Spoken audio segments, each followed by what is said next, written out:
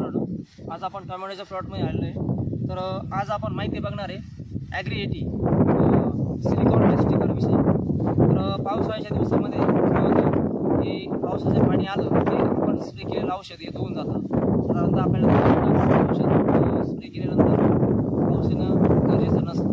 तर अशा वेळेस आपल्याला स्टिकरचं खूप सारी गरज असते, कारण की कोणतंही पीक असो, टोमॅटो असो, सोयाबीन असो, त्यानंतर डाळिंब असो, द्राक्ष, कांदा असो, या सर्वच पिकांना औषध धुवून जाण्याचा खूप प्रॉब्लेम होतो पावसाळ्यामध्ये।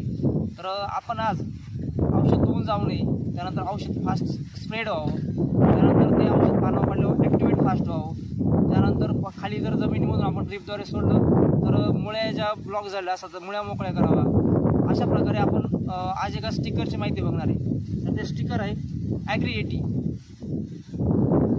ॲग्री 80